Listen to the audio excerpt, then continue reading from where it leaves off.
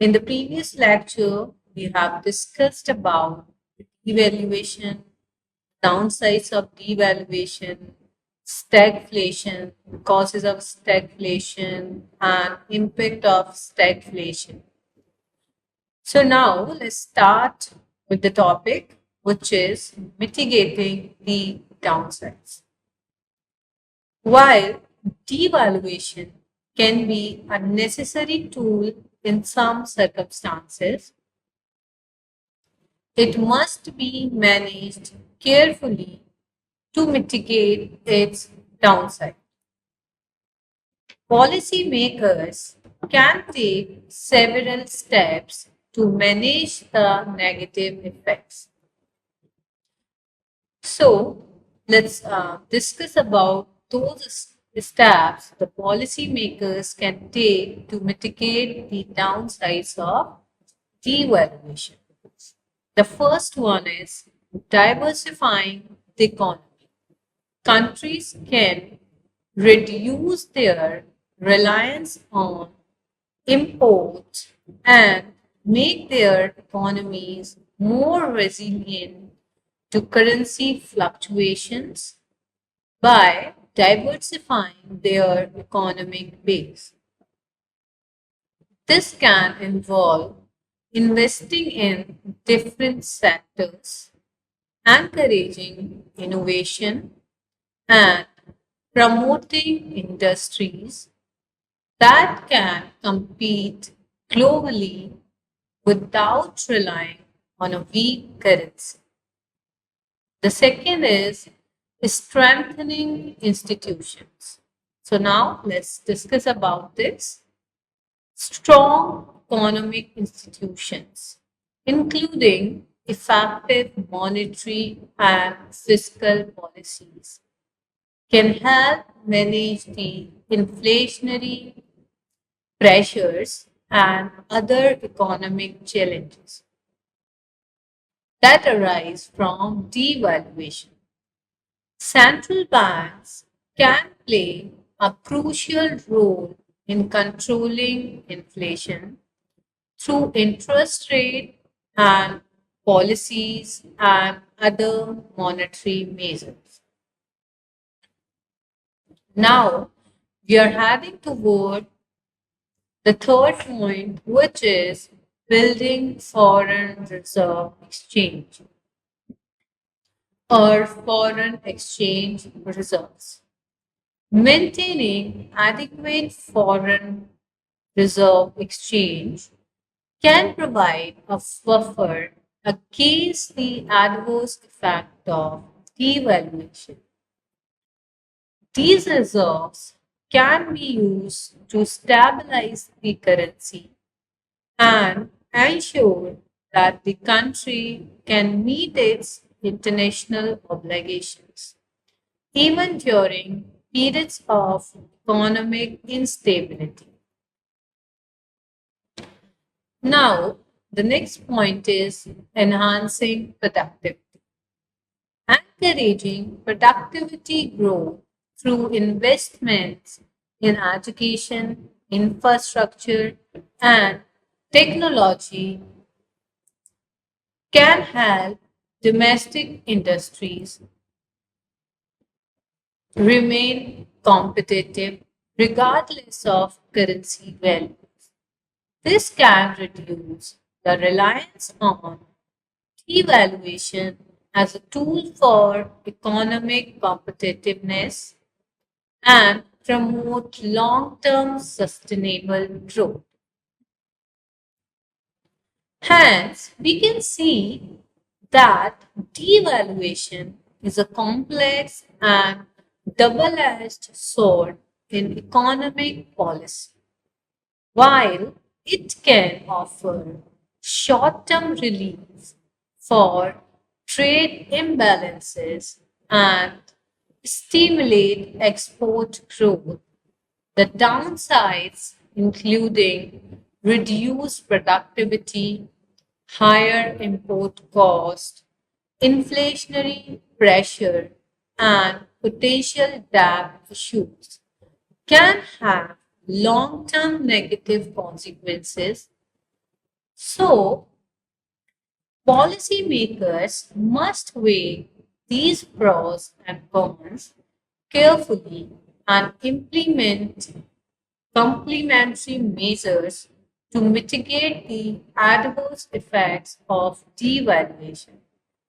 By fostering a diversified and resilient economy, strengthening institutions, and promoting productivity, countries can navigate the challenges of devaluation more effectively and efficiently to ensure sustainable economic growth.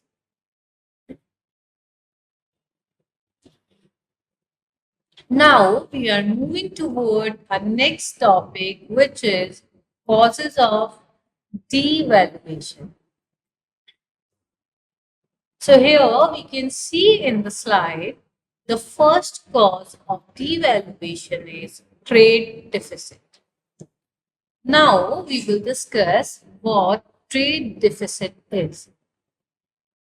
A trade deficit occurs when a country imports more goods and services than it exports. This situation can lead to a significant outflow of the domestic currency to foreign market. Now let's see how trade deficit cause devaluation.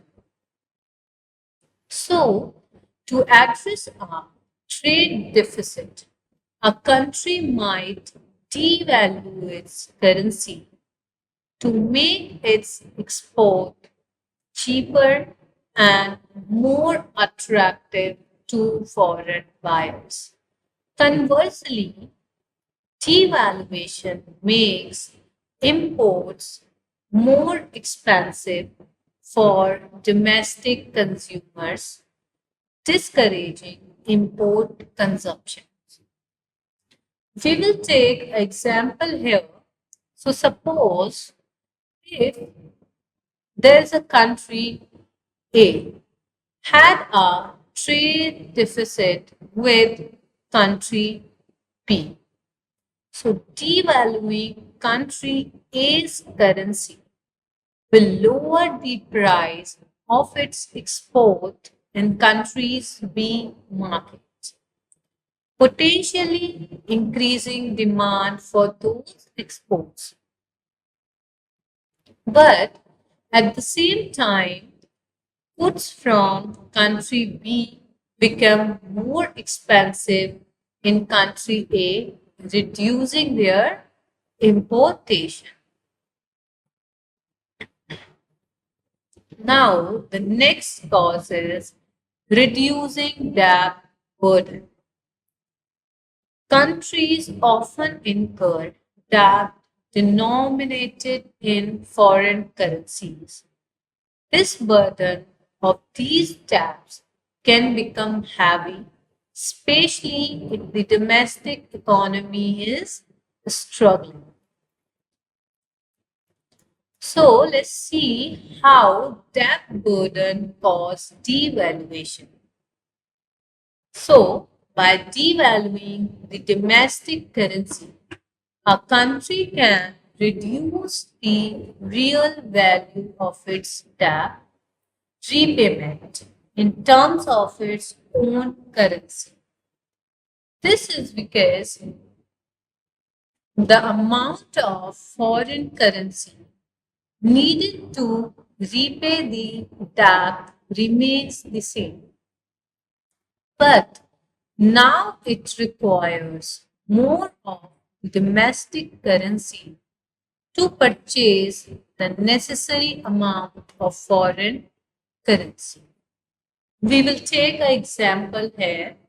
So let's suppose country A has a significant amount of debt in US dollars. So if current country A devalues its currency, the real value of its debt payments in its own currency increases, but it may find it easier to generate the needed foreign currency through increased exports.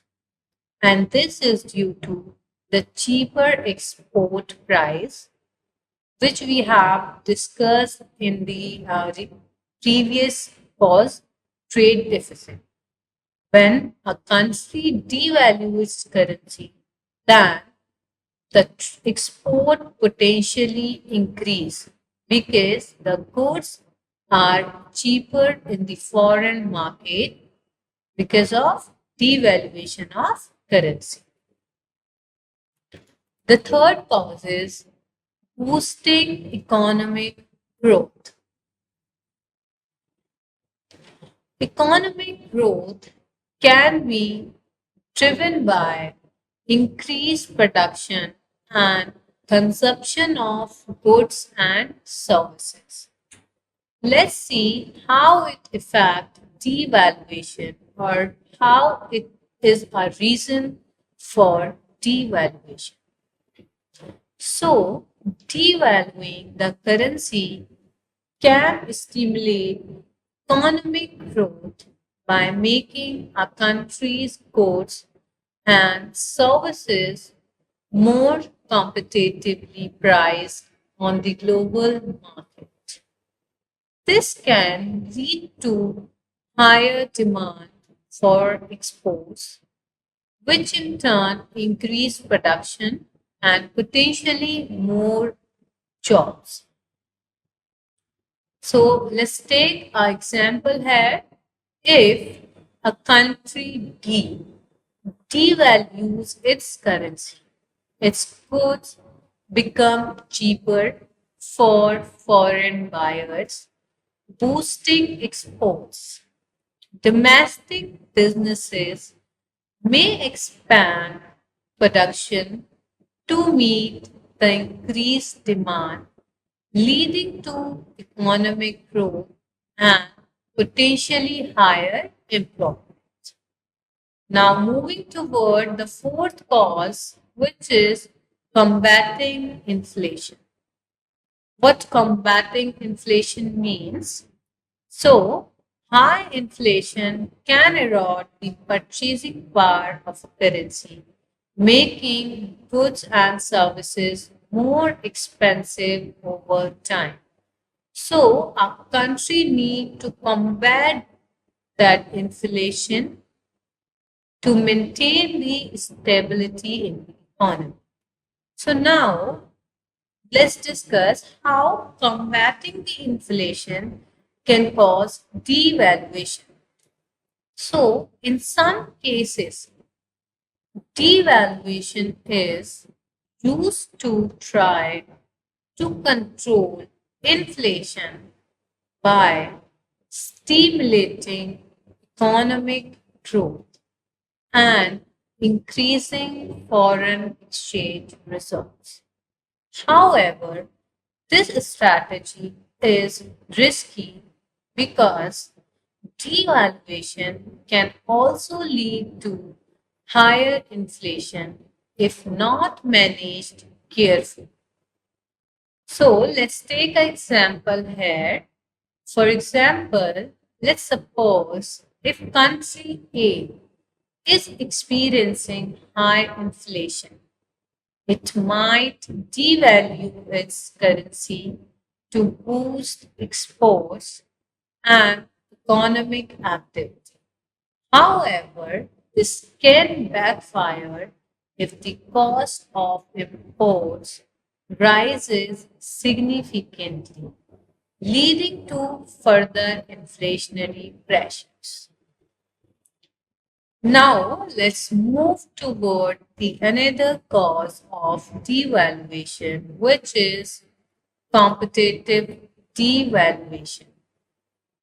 Competitive devaluation occurs when countries intentionally devalue their currencies to gain a trade advantage over others, leading to what is sometimes called a currency war.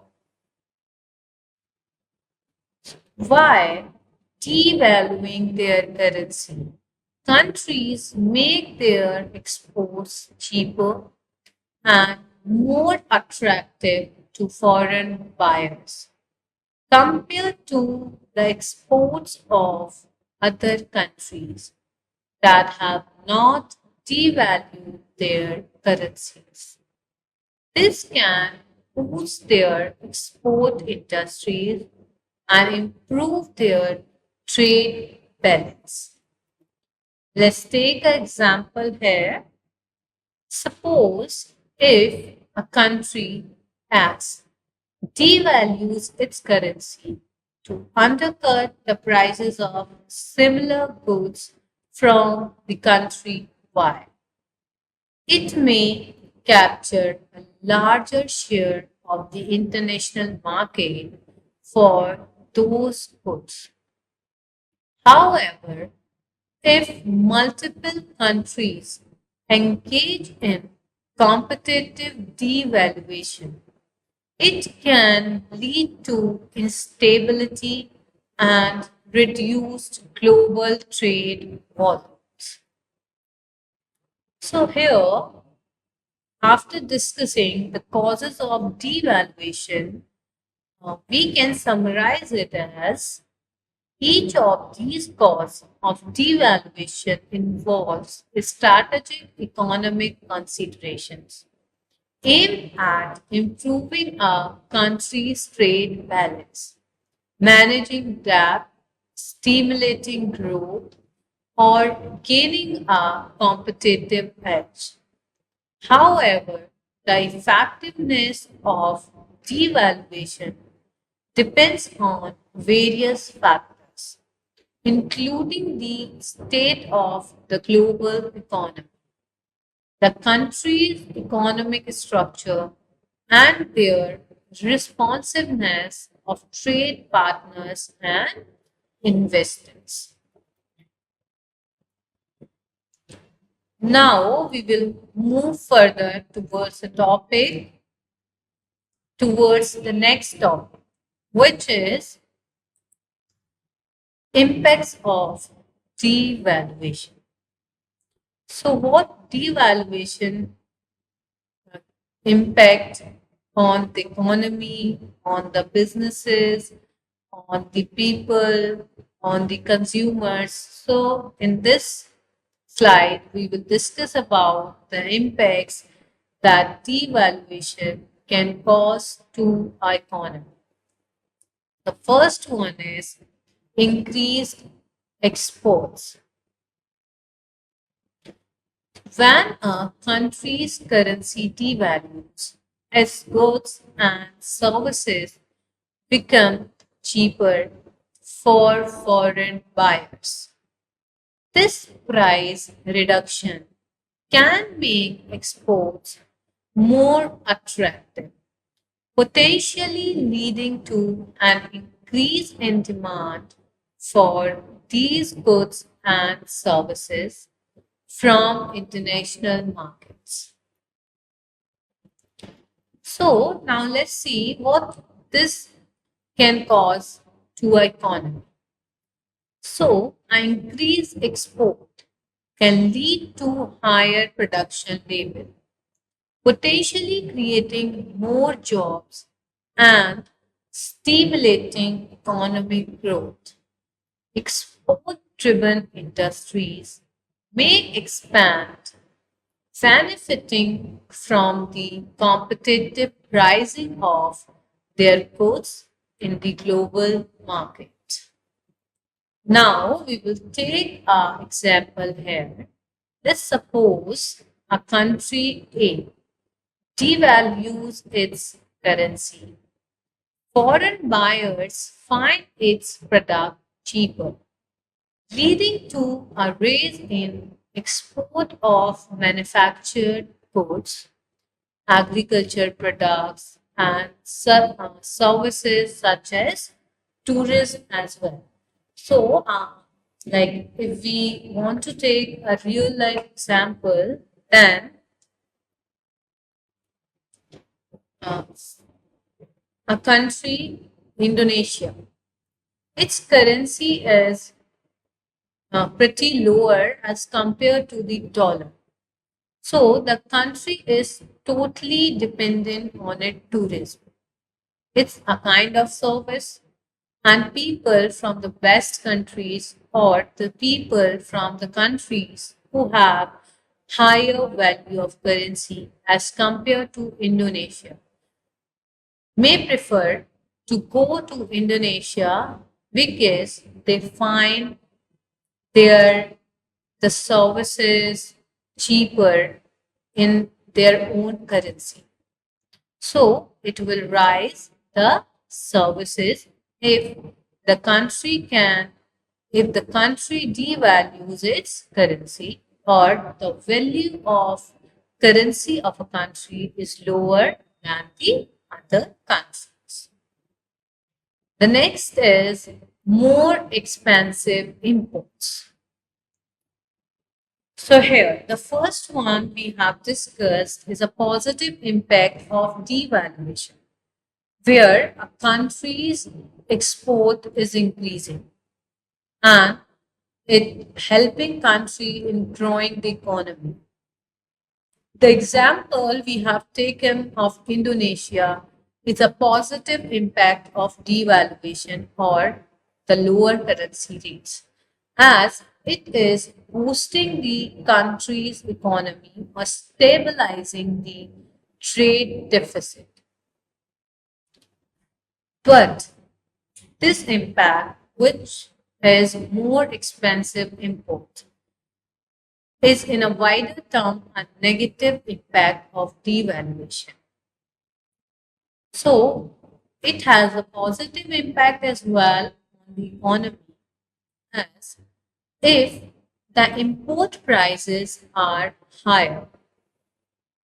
So the domestic manufacturer or the domestic sellers have a higher chances to make their product available to the entire country, and there may be less competition for the domestic manufacturer or domestic businesses because of the higher import prices.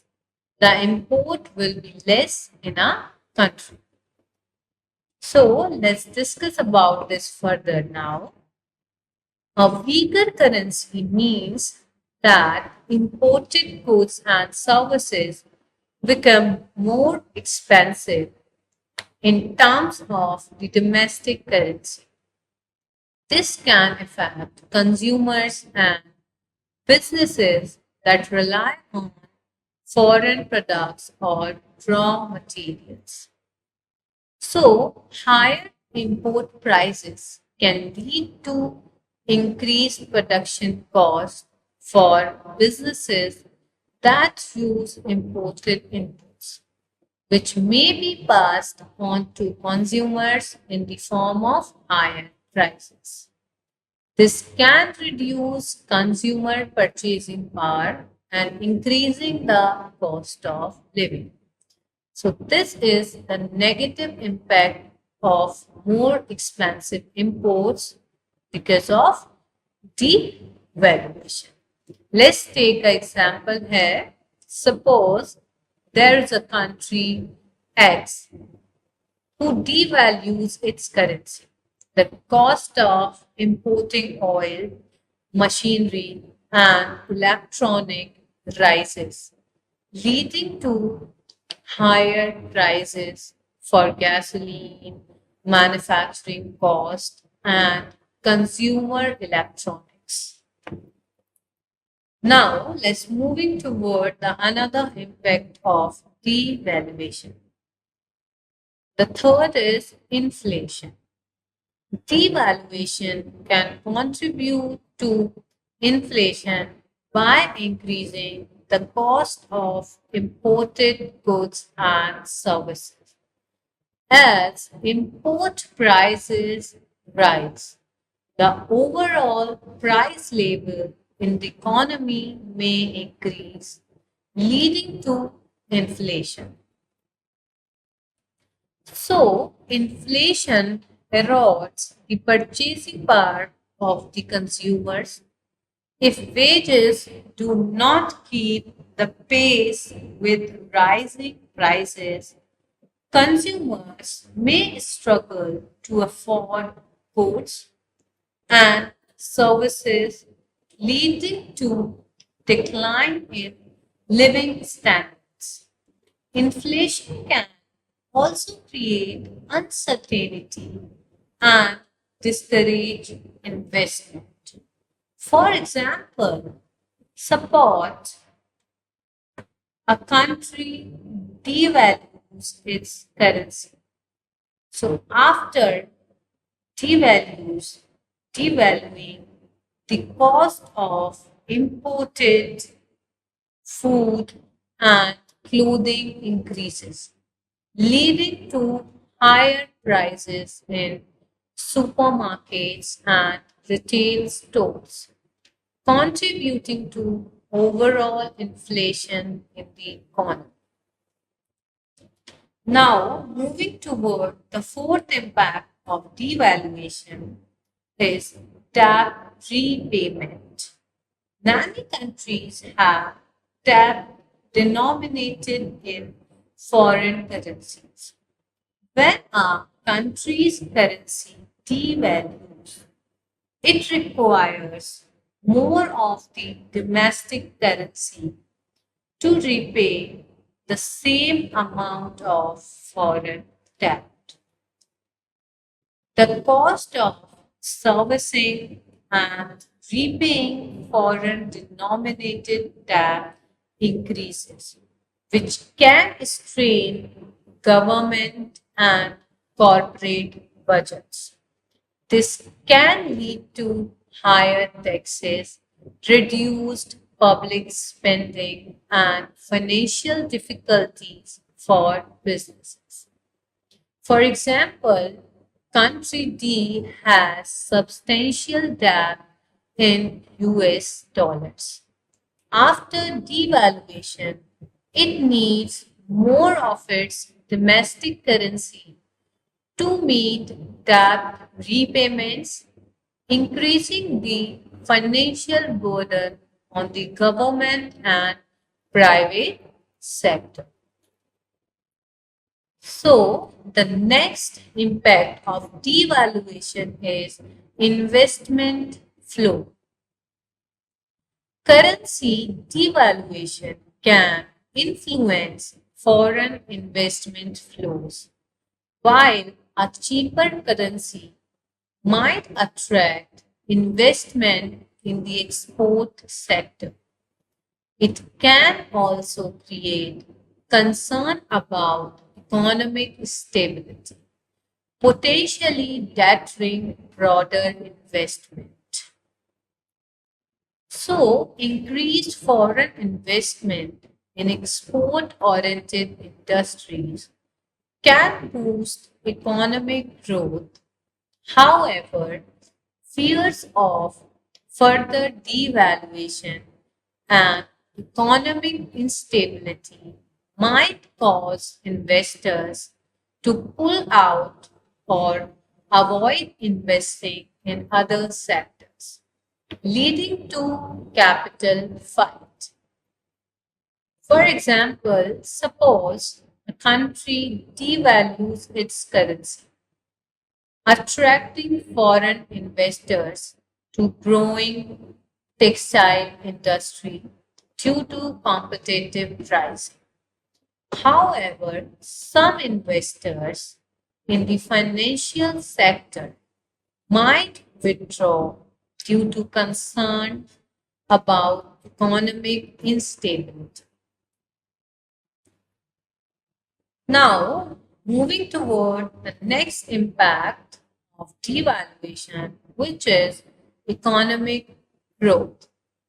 Successful devaluation can lead to economic growth by boosting exports and increasing production.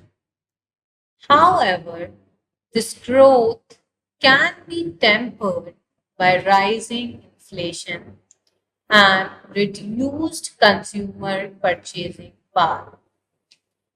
Economic growth driven by increased exports can lead to higher employment and improved business revenues. However, if inflation rises significantly, it can offset these benefits by reducing real incomes and increasing living cost. For example, suppose a country experiences economic growth following devaluation due to a surge in demand for its automotive exports. However, rising inflation erodes some of the gains as consumers face higher prices for essential goods. Now, moving toward the next impact of devaluation, which is balance of payments. The balance of payment is a record of a country's transactions with the rest of the world. Devaluation can improve the balance of payments by increasing exports and reducing imports. A better balance of payments can lead to a more stable currency and reduced reliance on foreign borrowing. It can also improve investor confidence and support sustainable economic growth. Now we will take an example here. So let's suppose a country devalues its currency, leading to a reduction in its trade deficit as exports rise and imports fall. This improvement in the balance of payments helps stabilize the currency and attracts foreign investment. So, the next impact of devaluation is consumer impact. How consumers are impacted by the devaluation. So, as we can see, the consumers are directly affected by devaluation through changes in prices of imported goods and services. Higher prices for imported goods can lead to a decrease in living standards if wages do not increase accordingly. Consumers may have to spend more on essentials, leaving less disposable income for other expenditures. So, let's consider example here. If we suppose a country devaluation leads to higher prices for imported electronics and food products without corresponding wage increases. Customers find it's harder to afford these items, leading to a decline in their overall standard of living. Now, we will take a real world example here in the form of case study.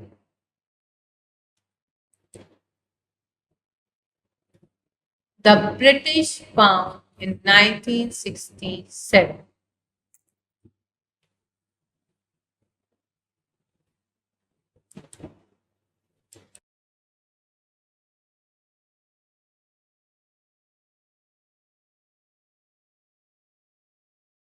So, the real world example of the British pound in 1967.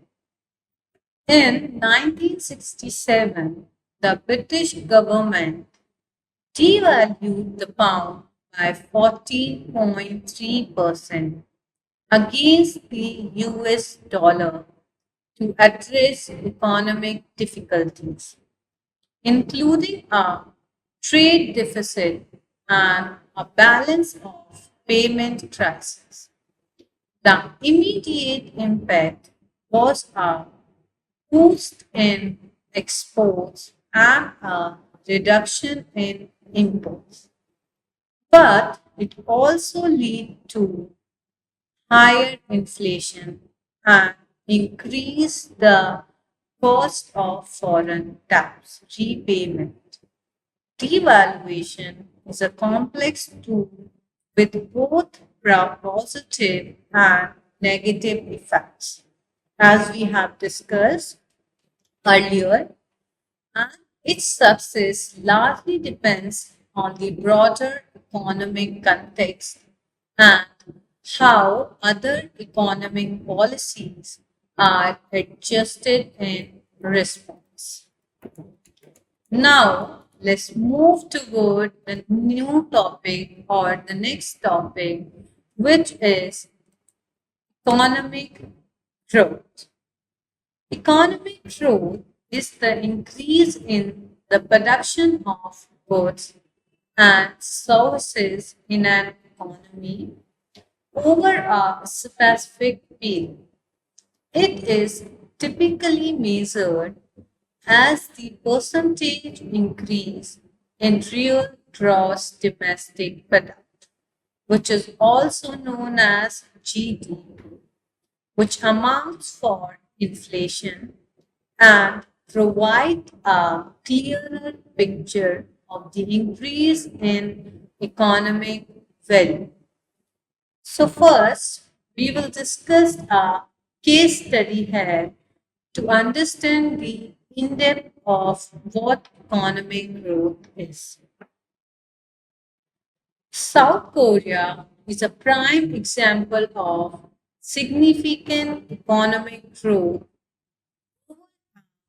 relatively short period. Post Korean War, South Korea was one of the poorest countries in the world, with a per capita income comparable to the poorest African countries at the time.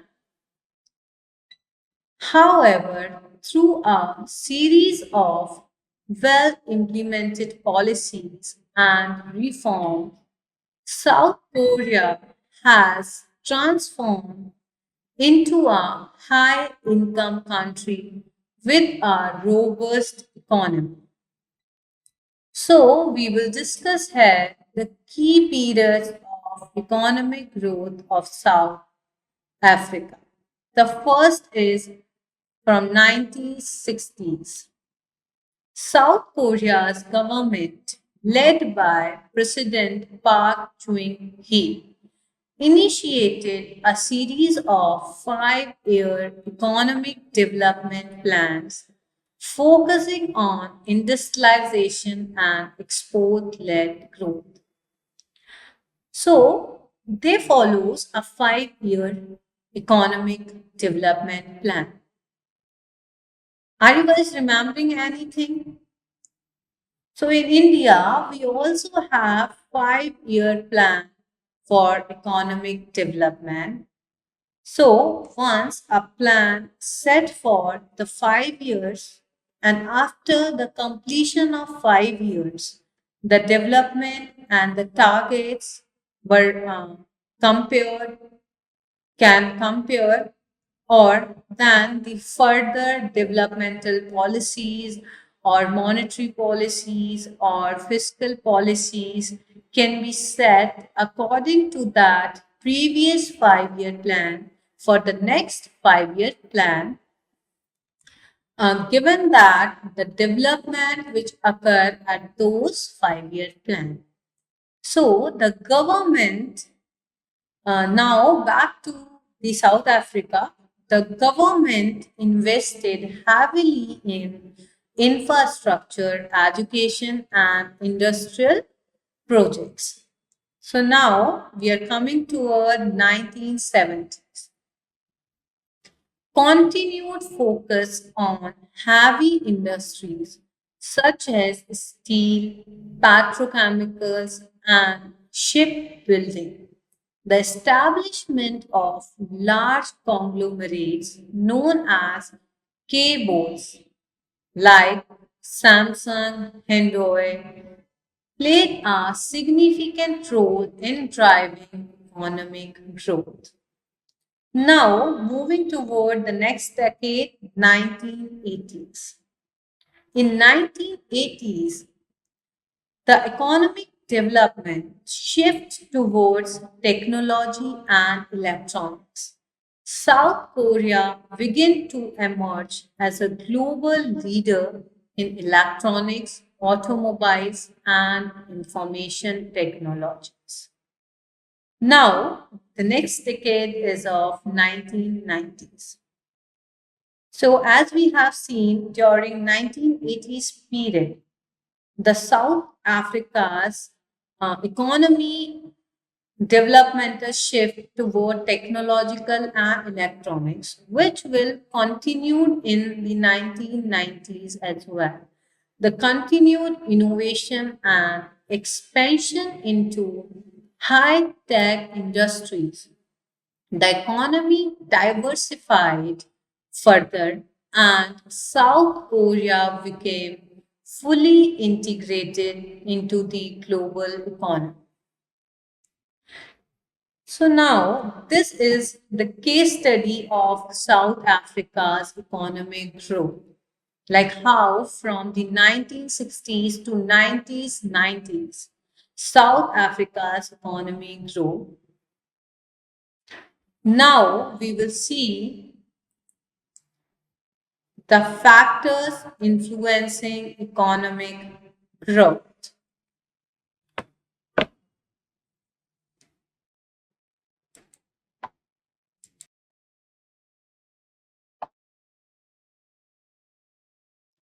The first factor that influences the economic growth is human capital. Human capital refers to education, skills, and health of the labor force, which are crucial for economic growth. Let's see how. So, first is education and skills. A well educated workforce is more productive and capable of innovation. Education provides individuals with the knowledge and skills needed to perform complex tasks, adapt to new technologies, and improve processes. Higher levels of education are often correlated with higher income levels and economic productivity. Now, let's come to the health. A healthy workforce is essential for sustained economic growth. Healthier individuals are more productive, have lower absenteeism rates. Healthcare lead to more robust workforce, and the healthy individual can also work for longer period. So the investment in healthcare lead to reducing economic losses due to illness and increasing overall productivity. The next factor is physical capital. Physical capital encompasses investments in infrastructure and other tangible assets that can enhance productive capacities. So, let's dive into the first one, that is infrastructure. Infrastructure such as roads, bridges, ports, and utilities is vital for efficient economic activities.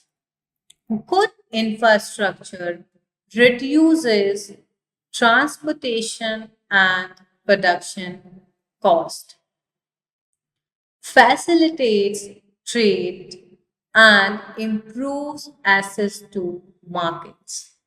It also attracts investments as businesses prefer location with reliable infrastructure. The second we see here is factories and machinery that can impact physical capital. So, investment in modern factories and machinery increase production efficiency and output. Advanced machinery and technology enable businesses to produce goods and services at a lower cost and higher quality, boosting competitiveness and economic growth.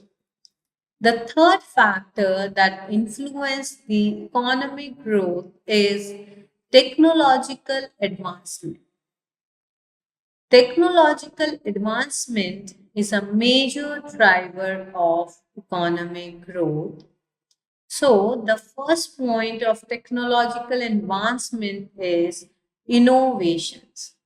Technological innovations lead to new products, services, and industries. For example, the rise of internet and digital technologies has created entirely new sectors and transformed existing ones, contributing significantly to economic growth. Technological improvements streamline production processes, reducing cost and increasing outputs. Automation, for example, automation can significantly enhance productivity by performing repetitive tasks more quickly and accurately than human labor. So, the next factor that influence the economic growth is natural resources. Natural resource can play a significant role in economic growth, but their management is crucial. Access to natural resources like mineral, oil, and arable land can boost economic output. Countries rich in natural resources often have a comparative advantage in industries that rely on these resources, such as mining, agriculture, and energy production.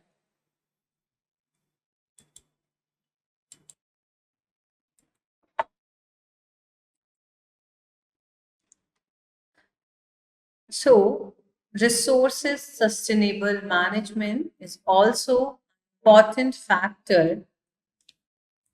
The benefits of natural resources can be undermined by poor management. Over exploitation can lead to depletion and environmental degradation, harming long term economic prospects. Sustainable management practices ensure that natural resources contribute to growth while preserving them for future generations. Now, moving toward the next factor that influence the economic growth, The next factor is institutional framework. The institutional framework of a country is fundamental to its economic growth. So, institutional framework compromises following. The first one is legal and financial institution. Strong legal institution, property rights, enforce contracts, and upholds the rule of law, creating a stable environment for economic activities. Reliable financial institutions provide access to credit, enabling businesses to invest and expand. Now, here comes the political stability. Political stability is crucial for attracting investments and fostering economic growth. It ensures continuity in policies, reduces risk, and builds investors' confidence. Conversely, political instability can deter investment and disrupt economic activities. Moving toward the next factor, which is trade and global integration. Trade and global integration can significantly enhance economic growth by the first is comparative advantage. By engaging in international trade, countries can specialize in the production of goods and services where they have a comparative advantage. This specialization increases efficiency and productivity, leading to higher economic output. Here comes the economies of scale. Access to global markets allows businesses to expand their operations and achieve economies of scale, reducing production cost and increasing competitiveness.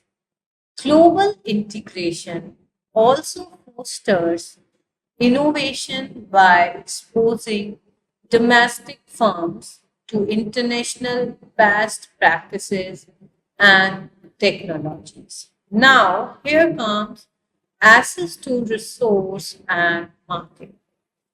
Openness to trade enables countries to access resources they lack domestically and to sell their products in larger markets.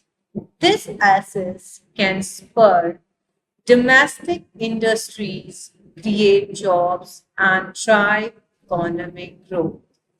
So, after discussing all those factors that are influencing economic growth, here we are that economic growth is influenced by a combination of human factor, physical capital, technological advancement, natural resources, institutional framework, which compromises political stability, legal framework, and trade and global integration.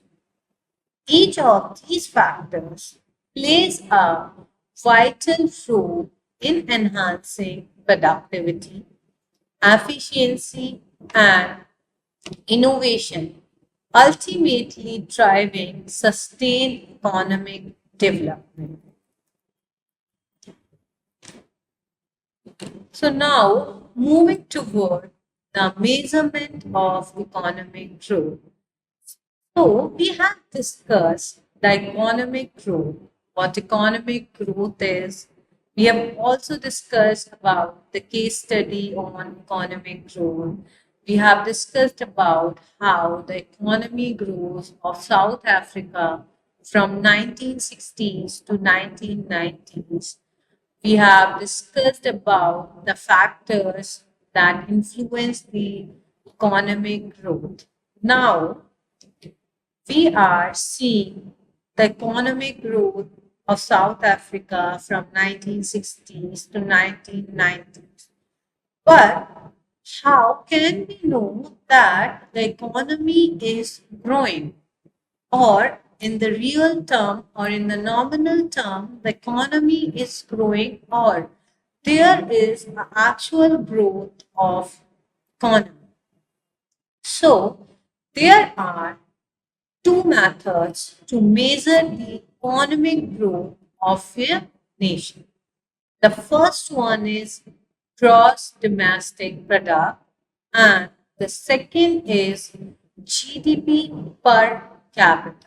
So, we will discuss here in detail about the gross domestic product first. The gross domestic product is a key indicator of a country's economic health and growth. It represents the total value of all goods and services produced within a country over a specific period, usually a year. There are two main ways to measure GDP. So now here we come with the way how to measure the gross domestic product. So first of all, gross domestic product is the value of overall goods and services that are being produced in a year. Okay, so let's say if the total number of goods and services produced in a year are 1 billion, and in the next year it is 1.5 billion, then it means there is a growth in economy because the GDP increases from 1 billion to 1.5 billion. But again, how can we calculate or measure gross domestic product? That what are the ways to know the actual amount of goods and services produced in a year? So here are the ways. The first is nominal GDP. This measures the value of and services at current market prices. It does not account for inflation or deflation, meaning it can be influenced by change in price labels. Nominal GDP is useful for comparing the economic size of different countries at a given time, but can be misleading when comparing economic performance over time due to price label changes. Now, the second way is real GDP. This adjustment, nominal GDP for inflation or de-inflation, providing a more accurate representation of economic growth. Real GDP reflects the actual increase in the volume of goods and services produced, excluding the effects of price changes. This makes it better measure for comparing economic performances over time. Now, the GDP can be calculated using three approaches. The first is production or output approach. The second is expenditure approach. And now the third is income approach. So now we will discuss the production or output approach. This sums the value added at each stage of production for all goods and services. Value added is the difference between the cost of inputs and the value of outputs. The second is expenditure approach. This sums up all expenditure made in an economy, including consumption, investment, government spending, and net exports. Net export is when we subtract the imports from the export. Third is income approach. This sums all incomes earned by individuals and businesses in an economy, including wages, profits, rents, taxes, and minus subsidies. Now, here we are moving toward the next way to measure economic growth, which is GDP per capita. GDP per capita is a crucial measure for assessing the standard of living and economic well being of a population. It is calculated by dividing up country's GDP by its population. So, the GDP per capita is equal to total GDP population divided by its population, divided by the number of people living in a country. So now we will see why GDP per capita is important for the measurement of economic growth.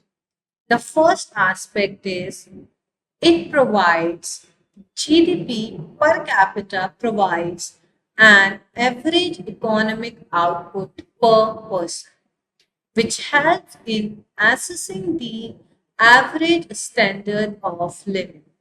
A higher GDP per capita typically indicates a higher standard of living, as it suggests that individuals have greater economic resources at their disposal. The second aspect is economic well-being. It gives an insight into the overall economic well being of the population. Higher GDP per capita can mean better access to goods and services, improved healthcare, education, and infrastructure, leading to better quality of life. The third is comparative analysis. GDP per capita allows for comparisons between countries or regions, offering a more nuanced understanding than total GDP alone. It helps identifying disparities in economic development and living standards, guiding policy decisions and resource allocation. Now we will discuss the overall importance of GDP and GDP per capita. So, the first importance it plays in measurement of economic growth is while policy making. Policymakers use GDP and GDP per capita to design and implement economic policies. These measures help in identifying economic strengths and weakness, setting growth targets, and evaluating the effectiveness of policies. Second importance of GDP and GDP per capita is investment decisions. Investors and businesses use GDP and GDP per capita data to make informed decisions. High and stable GDP growth rate can indicate a healthy economy, attracting investments, while GDP per capita can provide insights into consumer purchasing power and market potential. Let's take an example here. So, suppose a country have higher GDP per capita. So, it directly reflects the purchasing power of its consumer. Higher GDP per capita means higher purchasing power of its consumer or of its population. So, while manufacturing any goods for the export to that country gives an insight about purchasing power, and it attracts other big companies or giant companies to set up their manufacturing unit there because it can lead reach to larger amount of population as they have higher purchasing power, so they can purchase those items. The next is international comparisons. These measures enable comparisons of economic performance and living standard across countries. Organizations like the World Bank and the International Monetary Fund use GDP and GDP per capita to rank countries and assess their economic health. The other importance of GDP and GDP per capita is in economic planning. Government and international organizations use GDP data for economic planning and forecasting. Accurate GDP measurements help predict future economic trends, facilitating long term planning and resource allocation. So, we can say that GDP and GDP per capita are fundamental measures for evaluating economic growth and development. They provide comprehensive insights into the economic output and standard of living, guiding policymakers, investors, and international organizations in their decisions and strategies. Now we will move toward our next topic, which is what are the benefits of economic growth?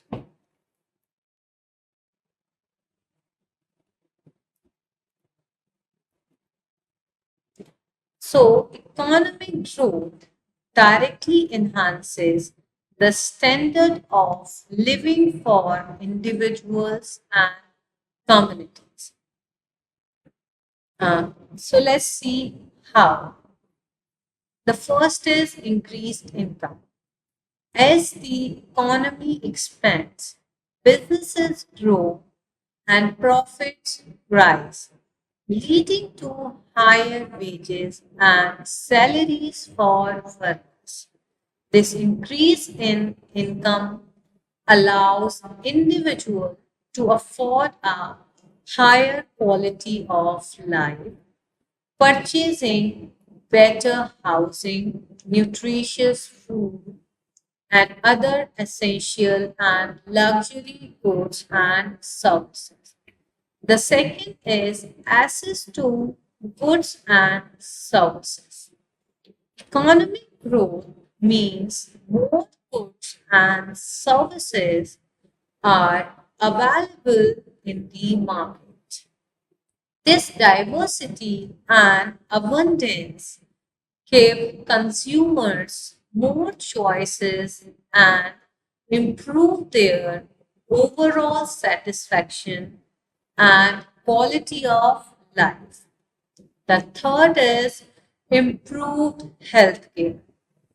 With higher income and increased government revenue, more resources can be allocated to healthcare. This results in better healthcare facilities, more advanced medical treatments, and improved health outcomes, contributing to a healthier and more productive population. The next is higher education level. Economic growth provides individuals with financial means to pursue higher education. Government can also invest more in education sector, improving the quality of education and making it more accessible. A better educated workforce drives further economic growth by fostering innovation and increasing productivity. So, all the points we have discussed are contributing toward the better or standard way of living. So, if there is a growth in economy, it will enhance the standard of living of its population. The second benefit is more jobs and higher incomes, or we can say employment opportunities increment. Economic growth is closely linked to job creation and employment opportunities. Let's see how. The first is new jobs. As business expand to meet growing demand, they hire more employees. This job creation reduces unemployment rates and provides stable incomes for more people. The second is entrepreneurship. A growing economy fosters a conducive environment for entrepreneurship with better access to capital and resources. Individuals are more likely to start new business, further stimulating economic activity and creating more jobs. The third aspect in job creation is innovation. Economic growth encourages innovation as businesses seek competitive advantages. The innovation leads to the development of new industries and sectors, providing additional employment opportunities.